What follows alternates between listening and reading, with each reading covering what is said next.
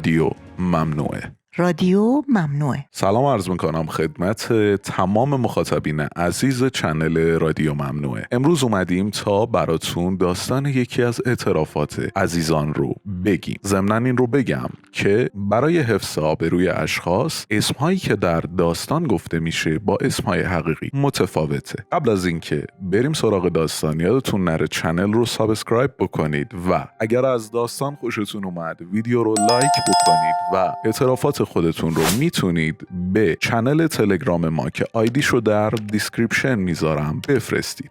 سلام به همه دوستان عزیزم. اسم من کاوس و 20 ساله هستم. با قد حدوداً 193، وزن 100 کیلو و هیکل درشتم همه دوستان منو آرنولد صدا میزنن. از اون موقعی که یادم میاد، چون پدرم کارمند دولت بوده، ما همیشه مستاجر مردم بودیم. اواخر پاییز سال 1388 بود که صاحب خونمون از ما خواست دنبال یه خونه جدید باشیم، چون اونا میخواستن پسرشون رو داماد کنن و این خونه رو لازم داشتن. پدر بیچاره‌ام که خیلی کار داشت و اصلا نمیتونست این موقع سال مرخصی بگیره دنبال خونه بگرده. مادرم هم که کلا یه زن محجوب بود، اصلا حاضر نبود پاشو به خاطر پیدا کردن خونه بیرون بذاره. خلاصه من مجبور شدم از فردا دنبال خونه بگردم. بعد از یه هفته خیلی خسته شدم. بالاخره موفق شدم یه جایی در تهران پارس پیدا کنم. طبقه اولی آپارتمان بود که خود صاحب خونه‌ام با ما طبقه دومه، همونجا قرار بود سکونت داشته باشه. وقتی رفتم تا خونه رو ببینم، یه زن تقریبا 30 تا 32 ساله درو باز کرد. من بیشتر از این که خونه رو ورانداز کنم داشتم این زن رو نگاه میکردم. چشمای سبز تیره، موهای خرمایی و یه قد متوسط تقریبا 170. زیبایی خاصی به این زن خدا داده بود. بعد از حدود نیم ساعت دیدن خونه، ما در مورد مقدار کرایه و بعضی مسائل دیگر مربوط به خونه صحبت کردیم. قرار شد همون روز بعد از ظهر قرارداد ببندیم و بعدش فردا به اون خونه کوچ کنیم. هنوز چند روزی از رفتن ما به این خونه جدید نگذشته بود که متوجه شدم شکیلا خانم زن صابخونه است. شدیداً دچار افسردگی، چون 10 سال قبل شوهرش به ژاپن واسه کار رفته بود و تا حالا بجز اون 3 سال اول که پول میفرستاد هیچ خبری از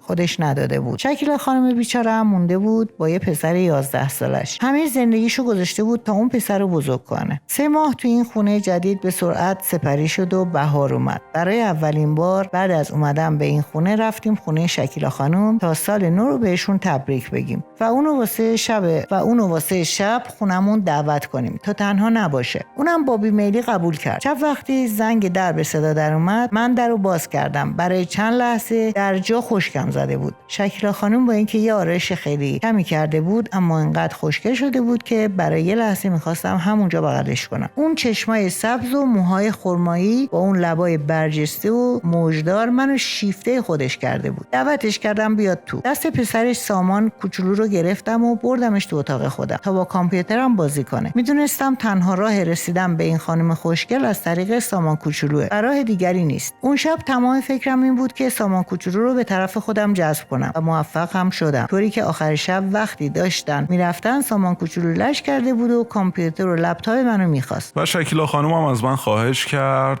تا فقط واسه اون شب کامپیوترمو به سامان قرضی بدم. منم قبول کردم. ساعت تقریبا 12 همون شب بود که شکیلا خانم زنگ زد و با شرمندگی گفت کاوه جون میشه یه لحظه تشریف بیارید بالا؟ آخه سامان کامپیوتر رو خراب کرده و من نمیدونم باید چیکار کنم. رفتم در خونه‌شون و شکیلا خانم بیچاره با شرمندگی درو باز کرد و منو تعارف کرد تا برم داخل. یه CD که باعث هنگ کامپیوتر شده بود و درآوردم و برای سامان یه گیم خوب گذاشتم تا بازی کنه و بعد از اتاقش بیرون اومدم. خواستم بیام بیرون که دیدم شکیلا خانم بیچاره داره سعی میکنه که ماشین لباسشویی رو که بعد تعمیر واسش آورده بودن سر جاش تو آشپزخونه ببره. با یه سرفه بهش فهموندم که من اونجام و میتونم بهش کمک کنم. اونم گفت ببخشید کاوه خان، میشه تو بردن این ماشین لباسشویی به من کمک کنید؟ و من که حسابی فردین بازیم گل کرده بود گفتم آره حتما، فقط به من بگید کجا بذارمش. اون شب گذشتم و بعد از اون هر وقت شکیلا خانم کاری داشت منو صدا میکرد. حتی بعضی وقتا از من میخواست تا باهاش برم خرید. یه روز از من خواست تا باهاش برم به جمعه بازاری که همون نزدیکی بود. ساعت 4 بعد از ظهر بود و جمعه بازار حسابی شلوغ بود. یه 10 دقیقه‌ای تو جمعه بازار راه میرفتیم که متوجه شدم شکیلا خانم سعی میکنه همش جلوی من باشه و اینطوری من همش به اون و اندامش دسترسی پیدا میکردم. حسابی داغش شده بودم. اگرچه خجالت میکشیدم اما من هی خودم رو به بهانه‌های مختلف بهش میچسبوندم. وقتی دیدم شکیلا خانم هیچی نمیگه و منم داغ شدم و دیگه تقریبا داشتم همش تو شلوغی جمعه بازار بغلش میکردم، به من گفت کاوه جون میتونی فردا بیای بالا تو بعضی کارا بهم کمک کنی؟ منم گفتم حتما شکیلا خانم و بعد رفتم خونه. فردا حدود ساعت 10 بود که رفتم بالا. شکیلا درو باز کرد، اما چیزی رو که دیدم اصلا نمیتونستم باور کنم. اون یه شلوار استرچ با تاپ تنش کرده بود که حسابی تمام خوشگلی‌های بدنش رو برجسته میکرد. حسابی گیج شده بودم. اون اندام خوشتراش، تنش که خیلی سفید بود، من رو یه لحظه یاد سفید برفی انداخت. تا حالا شکیلا خانم رو بدون چادر ندیده بودم و با دیدن این صحنه حسابی شوکه شدم. منم که لباس ورزشی تنم بود نتونستم اینو قایم کنم. شکیلا خانم منو تعارف کرد تا برم داخل و منم رفتم داخل. پرسیدم سامان کجاست و اونم گفت که چون امروز کار داشتم فرستادمش خونه مادر بزرگش. منم گفتم خب شکیلا خانم از کجا شروع کنیم؟ بهم گفت اول کاوه جون بیا میخوام این کمدو جابجا کنم و رفتیم اتاق خواب تا کمدو از اونجا جابجاش کنم. اما لعنتی خیلی سنگین بود. واسه همین هر دومون مجبور بودیم با همون هول بدیم. وقتی داشتیم هول میدادیم یهو چشمم به اندام شکیلا افتاد که حسابی توی چشم بود. عجب اندام خوشتراشی داشت این زن. با دیدن این صحنه دوباره داغ شدم. آروم آروم خودمو به پشت اون نزدیک کردم و نشون میدادم که انگار دارم کمدو هول میدم و خودمو بهش میمالیدم، اما اون هیچی نگفت و فقط دست چپشو یهو ول داد که راست اومد و به سرم خورد. اونم داشت خودشو به طرف من میکشید. کم کم اون کاملا از من جلو افتاد و دیگه اون داشت خودش رو به من میمالید. منم آروم آروم با دندون لباساشو از تنش در آوردم و شروع کردم به عملیات. آخره رابطه‌مون بود که دیگه نتونستم خودمو کنترل کنم. خیلی هول شده بودم. بعد از اینکه اون کارو کردم سریع دویدم و لباسامو پوشیدم و از خونه فرار کردم. 1 ماه بعد که تقریبا هیچ خبری ازش نشده بود اومد سراغم. در زد و گفت بیا بالا کارت دارم. منم که هول شده بودم نمیدونستم باید چی بگم و به تته پته افتادم و گفتم